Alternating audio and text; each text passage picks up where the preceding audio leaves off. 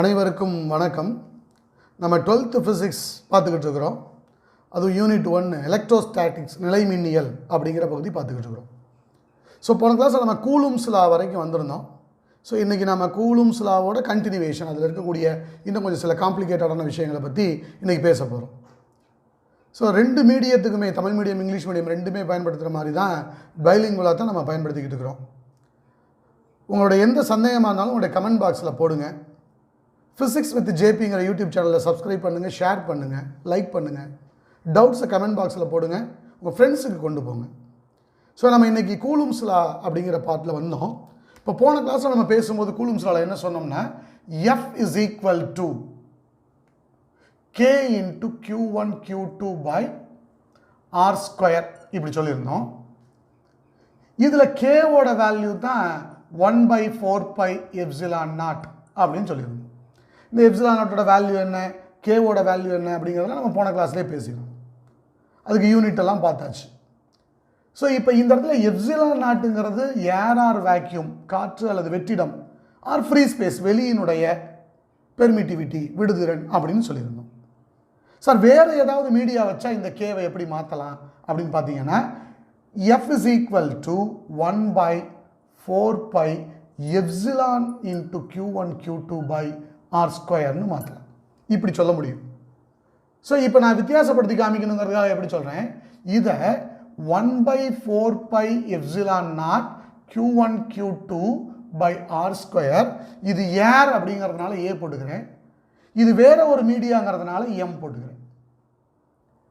So இப்போ இந்த இடத்துல எப்சிலான்ங்கிறது நமக்கு புது டேர்ம் இல்லையா, அப்போ அந்த எப்சிலான் பற்றி பேசுவோம். எப்சிலான் அப்படிங்கிறது epsilon naught into epsilon R. எப்சிலான்ங்கிறது permittivity of the given media, கொடுக்கப்பட்ட ஊடகத்தினுடைய விடுதிறன். அது என்னவா வேணாலும் இருக்கலாம், எண்ணெயாக இருக்கலாம், தண்ணியாக இருக்கலாம், கண்ணாடியாக இருக்கலாம், ஃப்ளிண்ட் கிளாஸாக இருக்கலாம். ஸோ அது கொடுக்கப்பட்ட ஊடகம், கிவன் மீடியாவுக்கு. ஆனால் இந்த எப்சிலான் ஆறுங்கிறது என்ன அப்படின்னு பார்த்தீங்கன்னா, epsilon divided by epsilon naught. இந்த எப்சிலான் நாட்டை இந்த பக்கம் கொண்டு வந்திருக்கேன். அப்போ இது ஒரு ரிலேட்டிவ் டேர்ம். இது permittivity of the given media, இது பெர்மிட்டிவிட்டி ஆஃப் ஏர். அப்போ இது ரெண்டையும் கம்பேர் பண்ணோம்னா கிடைக்காது ரிலேட்டிவ் பெர்மிட்டிவிட்டி. இதுக்கு யூனிட் உண்டா அப்படின்னா யூனிட் இல்லை, ரெண்டும் சேம் குவான்டிட்டிங்கிறதுனால அழகு இல்லை. சார் நான் எப்சிலான் ஆரோட வேல்யூ ஒரு வேளை ஏருக்கு கண்டுபிடிக்கணும் முடிவு பண்ணுறேன்னு வச்சுக்கோங்க, காற்றுக்கு. அப்போ epsilon R is equal to, எப்சிலான்ங்கிறது எதுக்கு, காற்றுக்கு. அப்போ epsilon naught divided by epsilon naught is equal to 1 அப்படின்னு வந்துடும். ஏரோட ரிலேட்டிவ் பெர்மிட்டிவிட்டி 1, அதுக்கு யூனிட் கிடையாது. ஸோ இந்த இடத்துக்கிட்ட நம்மக்கிட்ட ப்ராப்ளம் கேட்குறதா இருந்தால் எப்படி கேட்கலாம் அப்படின்னு வரணும். ஸோ இப்போ நான் இந்த ஈக்குவேஷனை இப்படி எழுதுறேன்னு பாருங்கள், 1/4 pi epsilon naught epsilon R. எப்சிலானுக்கு பதிலாக எப்சிலான் நாட் எப்சிலான் ஆர் எழுதிட்டேன், Q1 Q2 by R ஸ்கொயர்னு எழுதுறேன்.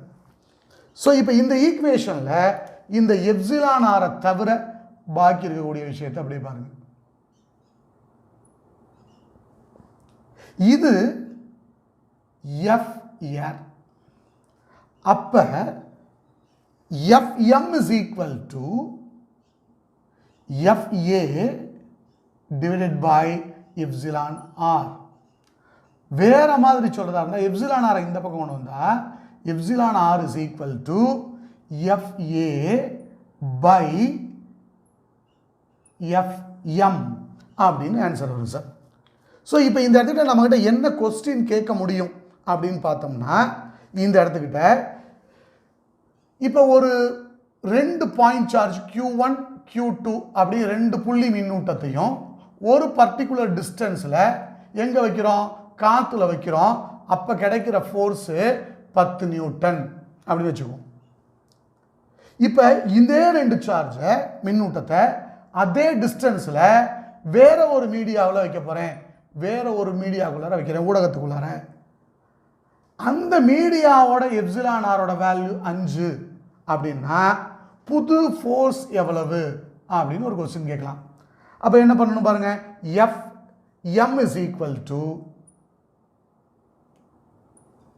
Fa எவ்வளவு 10 by epsilon R. Epsilon R எவ்வளவு? 5. ஸோ அப்போ Fm is equal to 2 newton. இப்போ புரியுதான்னு பாருங்களேன். காற்று இருக்கும் பொழுது ஃபோர்ஸோட மதிப்பு 10 நியூட்டன். அதே மாதிரி வேற ஒரு மீடியா கொண்டு வந்தீங்கன்னா ஃபோர்ஸ் 2 நியூட்டன். அப்போ என்ன புரிஞ்சுக்கிறோம்? வேற ஒரு ஊடகத்தை காற்றை எடுத்துட்டு வேற ஒரு மீடியாவை கொண்டு போனோம்னா ஃபோர்ஸோட மதிப்பு குறைஞ்சு போயிடும். வேற மீடியாவை எடுத்துட்டு காற்றை வச்சோம்னா ஃபோர்ஸோட மதிப்பு அதிகமாகிடும். ஸோ இந்த 3 காம்பினேஷனை வச்சுக்கிட்டு இந்த மாதிரியில் ப்ராப்ளம்ஸ் நம்மக்கிட்ட கேட்கலாம். அப்போ அதுக்கு தகுந்த மாதிரி நம்ம என்ன செய்யணும்னா ப்ராப்ளம்ஸை ரெடி பண்ணிகிட்டே வரணும்.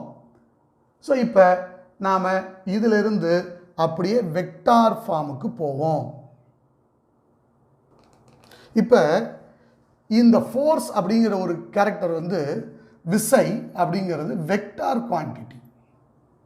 வெக்டார்னா அதுக்கு டைரக்ஷனும் சொல்லணும், மேக்னிடியூட் எண் மதிப்பும் சொல்லணும், திசையும் சொல்லணும். இப்போ நான் இதை வெக்டார் ஃபார்முக்கு மாற்றலாம் அப்படின்னு முடிவு பண்ணால் இப்போ எஃப் அப்படின்னு போட்டு நான் இங்கே வெக்டார் சிம்பிள் போடுறேன். Is equal to 1/4π epsilon naught. இது எல்லாமே ஸ்கேலர் குவான்டிட்டி தான். அதே மாதிரி Q1 Q2 இதுவும் ஸ்கேலர் குவான்டிட்டி தான். பை ஆர் ஸ்கொயர் டிஸ்டன்ஸ், இது தொலைவு, இதுவும் ஸ்கேலர் குவான்டிட்டி தான். அப்போ இந்த பக்கத்தில் நான் எங்கேயுமே வெக்டார் சிம்பிள் போட முடியாது. ஆனால் இந்த பக்கம் நான் வெக்டார் சிம்பிள் போட்டிருக்கிறதுனால இந்த பக்கம் நான் வெக்டார் சிம்பிள் போட்டே தான் ஆகணும். அப்போ நான் என்ன செஞ்சுக்க போகிறேன்? இந்த இடத்துல வெக்டார் சிம்பிள் மட்டும் இப்படி போடலாமான்னு யோசிச்சு பார்க்குறேன். இப்படி போடக்கூடாது. அப்போ இதுக்கு கீழே நான் ஏதாவது ஒன்று எழுதணும். நான் எழுதக்கூடிய விஷயம் இந்த வேல்யூவை மாற்றக்கூடாது. அப்போ நான் என்ன செய்கிறேன்? இந்த இடத்துக்கிட்ட 1 அப்படின்னு போட்டுறேன். ஸோ அப்போ எண் மதிப்பு 1 அது வெக்டார். இப்போ இங்கே திசையும் வந்துடுச்சு, இந்த வேல்யூவும் மாறலை. ஒரு வெக்டாரோட எண் மதிப்பு மேக்னிடியூட் 1 இருந்தால் அதை யூனிட் வெக்டார் அப்படின்னு சொல்லலாம். அதனால் நான் இப்போ இப்படி எழுதிக்கிறேன். F is equal to 1/4π epsilon naught Q1 Q2 by R square. இந்த யூனிட் வெக்டாருக்கு பதிலாக ஆர் கேப்னு எழுதிக்கிறேன். இப்படி கேப்னு எழுதுனா அது யூனிட் வெக்டார், அதோட எண் மதிப்பு 1, இங்கே வேல்யூ மாறலை அப்படின்னு நம்ம முடிவு பண்ண முடியும். ஸோ இப்போ இது நமக்கு தெரிஞ்ச விஷயம்தான். இப்போ இந்த இடத்துல நம்ம கன்ஃபியூஸ் ஆகிற மாதிரியான விஷயம் அப்படின்னா என்ன அப்படின்னு பேசினோம்னா, இப்போ நான் ஒரு விஷயம் சொல்கிறேன், நல்லா புரிஞ்சுக்குங்க. ஒரு வெக்டார் ஒன்று எடுத்துக்கிறேன், ஆர் அப்படிங்கிற வெக்டார் எடுத்துக்கிறேன். இது வெக்டார் இப்போ நான் போட்டுக்கிறது. இந்த வெக்டாருக்குள்ளார என்னெல்லாம் இருக்குது, அதற்கான திசை இருக்குது, அதற்கான எண் மதிப்பும் இருக்குது. இதுக்கான திசை இருக்குது, அதுக்கான எண் மதிப்பும் இருக்குது, மேக்னிடியூடும் இருக்குது, டைரக்ஷனும் இருக்குது. ஸோ இப்போ நான் இதை எப்படி எழுதுறதுன்னு இப்போ யோசிக்கணும். எப்படி எழுதலாம் இதை? இந்த இடத்துல வெக்டார் சிம்பல் மட்டும் போட்டுட்டு விடக்கூடாது. கீழே கட்டாயம் ஏதாவது ஒன்று எழுதியிருக்கணும். எது எழுதுனா எனக்கு கம்ஃபர்டபுளாக இருக்கும்? 1ன்னு எழுதுனா ஈஸியாக இருக்கும். அப்போ நான் இதை இப்படி எழுதுறேன் பாருங்கள். R vector is equal to R unit வெக்டாருங்கிறதுனால கேப் இன்ட்டு ஆர்னு எழுதலாம். ஸோ அப்போ ஆர் வெக்டாருங்கிறது ஆர் கேப் இன்ட்டு ஆர். அப்போ ஆர் கேப் அப்படிங்கிற விஷயத்தை என்னன்னு சொல்லலாம்? ஆர் வெக்டார் பை ஆர்னு எழுதலாம். இப்படி சொல்லலாம் சார் இந்த விஷயத்தை. ஸோ அப்போ இந்த ஈக்குவேஷனுக்கு நான் திரும்பவும் வரேன். இங்கே எப்படி எழுதலாம் பாருங்கள். F vector is equal to 1/4π epsilon naught Q1 Q2 by R square. R கேப்புக்கு பதிலாக என்ன எழுதலாம் பாருங்கள்? ஆர் வெக்டார் பை ஆர்னு எழுதலாம். அப்போ F is equal to Q1 Q2 by 4π epsilon naught R cube into R vector. Sir இப்போ இந்த இடத்துல இருக்கக்கூடிய ஸ்கொயர் கியூபாக மாறி இருக்கு.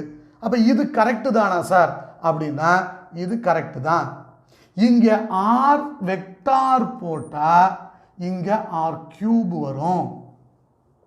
சார் இங்கே ஆர் கேப் போட்டிங்கன்னா இங்கே ஆர் ஸ்கொயர் வரும்.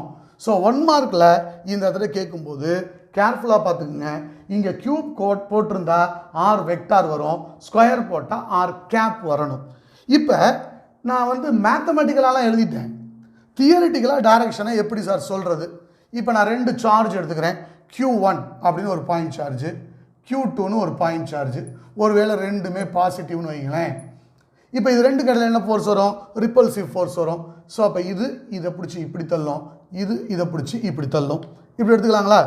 இப்போ இந்த ஃபோர்ஸு எப்படி இருக்குன்னா, இந்த ரெண்டு சார்ஜையும் சேர்க்குற இந்த கோடு இருக்கு இல்லைங்களா, இந்த கோட்டு வழியாக தான் இருக்குது.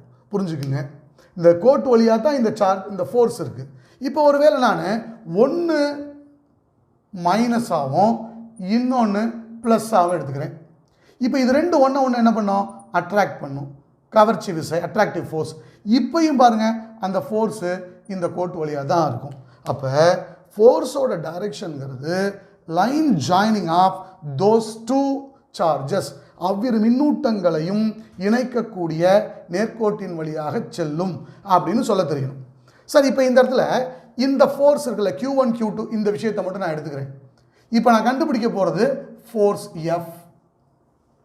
மொதல் சார்ஜ் மேலே ரெண்டாவது சார்ஜ் கொடுக்குற ஃபோர்ஸ். அப்போ that is equal to K into Q1 Q2 by R. எந்த சார்ஜிலிருந்து? ரெண்டாவது சார்ஜிலிருந்து முதல் சார்ஜ் உள்ள தூரம் R21 ஸ்கொயர் R21 கேப் அப்படின்னு எழுதலாம். சார் இப்படி எழுதுனாக்க F21 ரெண்டாவது சார்ஜ் மேலே முதல் சார்ஜ் கொடுக்குற ஃபோர்ஸ் விசை. அப்போ K into Q1 Q2 by R12 square R12 cap இப்படி எழுதலாம். ஸோ அப்போ F12 F21 அப்படின்னா இங்கே மாற்றி சொல்லணும். இன்னும் கொஞ்சம் வேறு மாதிரி நீங்கள் புரிஞ்சுக்கிறதா இருந்தால் F12ம் F21ம் ஈக்குவல் கிடையாது, பட் இன் ஆப்போசிட் டைரக்ஷன். இவ்வளோ தான் சார் நமக்கு கூலும்ஸ் லாவை பொறுத்த வரைக்கும். கூலும்ஸ் லாவில் வெக்டார் ஃபார்ம், அது இல்லாமல் ஒரு ப்ராப்ளம் ஒன்று கேட்கலாம். இதை தாண்டி போனோம்னா கூலுமுக்கான ஸ்டேட்மெண்ட் கேட்கலாம். ஸோ கூலுமுக்கான ஸ்டேட்மெண்ட் எப்படி சொல்ல போகிறோம் அப்படின்னு பார்த்தீங்கன்னா, இப்போ நான் என்ன செஞ்சிட போகிறேன், சில அசம்ஷன்ஸ் எடுத்துக்க போகிறேன். என்ன அசம்ஷன்ஸ் எடுத்துக்கிறேன் பாருங்களேன். Assume Q1 Q2 is equal to 1 coulomb. இந்த ரெண்டு சார்ஜும் பாயிண்ட் சார்ஜ், ரெண்டோட மதிப்பும் 1 கூலும். ரெண்டு எங்கே வச்சுருக்கேன்? காற்றில் வச்சுருக்கேன். எவ்வளோ தூரம் பிரித்து வச்சுருக்கேன்? 1 மீட்டர் பிரித்து வச்சுருக்கேன். அப்போ therefore F is equal to Q1க்கு பதிலாக 1, Q2க்கு பதிலாக 1, அப்புறம் R ஸ்கொயர் எவ்வளோ சொல்லியிருக்கோம்? 1 மீட்டர், 1 ஸ்கொயர். அப்புறம் என்ன வரும்? K வரணும். ஸோ அப்போ F is equal to K எவ்வளவு? 9 × 10⁹. ஸோ இதோட யூனிட் என்ன? நியூட்டன். ஏன் நியூட்டன்? இங்கே ஃபோர்ஸு, அதனால் அதோட யூனிட் நியூட்டன். ஸோ இப்போ என்ன சொல்கிறோம் இந்த இடத்துக்கிட்ட? ரெண்டு charge equal amount of charges எவ்வளோ? ரெண்டுமே 1 கூலும். இதை கொண்டு வந்து எங்கே வைக்கிறோம்? காற்று அல்லது வெற்றிடத்தில் வச்சுருக்கோம். எவ்வளோ டிஸ்டன்ஸில் வச்சுருக்கோம்? 1 மீட்டர் டிஸ்டன்ஸில் வச்சுருக்கோம். அப்போ நமக்கு ஒரு ஃபோர்ஸ் கிடைக்குது. அந்த ஃபோர்ஸோட மதிப்பு என்ன? 9 × 10⁹ நியூட்டன். இப்போ நான் கொஸ்டின் அப்படியே மாற்றி கேட்குறேன். ரெண்டு சார்ஜ், பாயிண்ட் சார்ஜ், காற்று அல்லது வெற்றிடத்தில், ஏஆர் வேக்யூமில் 1 மீட்டர் டிஸ்டன்ஸில் பிரித்து வச்சுருக்கோம். அப்படி வைக்கும்போது நமக்கு கிடைக்கக்கூடிய ஃபோர்ஸு 9 × 10⁹ நியூட்டன்னா நம்ம வச்ச சார்ஜ் எவ்வளவு? ஸோ இதை கொடுத்து இதை கேட்டால் 9 × 10⁹. இதை கொடுத்துட்டு இதை கேட்டால் 1 கூலும். அப்போ 1 கூலுமை நான் இப்போ எப்படி டிஃபைன் பண்ணலாம் பாருங்கள். ரெண்டு பாயிண்ட் சார்ஜை காற்று இல்லைன்னா வெற்றிடத்தில் 1 மீட்டர் இடைவெளியில் பிரித்து வச்சா எனக்கு கிடைக்கிற ரிப்பல்சிவ் ஃபோர்ஸ், விரட்டு விசை 9 × 10⁹ இருந்தால் நான் வச்ச சார்ஜோட மதிப்பு 1 கூலும் அப்படின்னு ஸ்டேட்மெண்ட் சொல்லலாம். So equal charges are separated by the distance of 1 meter in air vacuum experiences a repulsive force of 9 × 10⁹ Newton. Those charges are 1 coulomb. Repeat பண்ணுற பாருங்க. Equal charges are separated in air at a distance of 1 meter. Experiences a repulsive force of 9 × 10⁹ Newton. Then those charges are 1 coulomb. இரு சமமான மின்னூட்டங்கள் காற்று அல்லது வெற்றிடத்தில் 1 metre இடைவெளியில் பிரித்து வைக்கப்படும் பொழுது உணரக்கூடிய விரட்டு விசையின் மதிப்பு 9 × 10⁹ நியூட்டன் எனில் அம்மின்னூட்ட மதிப்பு 1 கூலும். ஸோ இது ஒரு ஸ்டேட்மெண்ட்டாக கேட்கலாம், கூலும்ஸ் லா கேட்கலாம், ப்ராப்ளம் கேட்கலாம், வெக்டார் ஃபார்ம் கேட்கலாம். இதுக்கு மேலே உள்ள வந்து கேட்கறதுக்கு எந்த விஷயமும் கிடையாது. ரொம்ப சிம்பிளான விஷயம். ஃபோர்ஸோட டைரக்ஷன் தெரிஞ்சு வச்சுருக்கணும், கூலும்ஸ் லா தெரிஞ்சிருக்கணும், கூலும்க்கான ஸ்டேட்மெண்ட் தெரிஞ்சிருக்கணும். வெக்டார் ஃபார்மில் கேப் போட்டால் எப்படி வரும், வெக்டார் போட்டால் எப்படின்னு வரும்னு தெரிஞ்சால் கூலூம்ஸ்லாம் முடிஞ்சிச்சு நமக்கு. இவ்வளோ தான் சார் நமக்கு. ஸோ ரொம்ப சிம்பிளான விஷயந்தான். இது தொடர்பான உங்கள் சந்தேகம் எதாக இருந்தாலும் நீங்கள் கமெண்ட்டில் கேளுங்க. வேறு எந்த மாதிரி டவுட்டாக இருந்தாலும் கேட்போம். நிச்சயமாக கேட்பீங்கன்னு நம்புகிறேன். தொடர்ந்து ஃபிசிக்ஸ் வித் ஜேபி அப்படிங்கிற யூடியூப் சேனலை பாருங்கள். சப்ஸ்கிரைப் பண்ணுங்கள், ஷேர் பண்ணுங்கள், கமெண்ட் பண்ணுங்கள், உங்கள் ஃப்ரெண்ட்ஸுக்கு கொண்டு போய் சேருங்க. ஸோ இந்த கல்வியாண்டில் ஃபிசிக்ஸை பொறுத்த வரைக்கும் மேக்ஸிமம் மார்க்ஸ் வாங்குறதுக்கு எல்லா வகையிலையும் ஃபிசிக்ஸ் வித் ஜேபிங்கிற இந்த சேனல் ஹெல்ப்ஃபுல்லாக இருக்கும். நன்றி, வணக்கம்.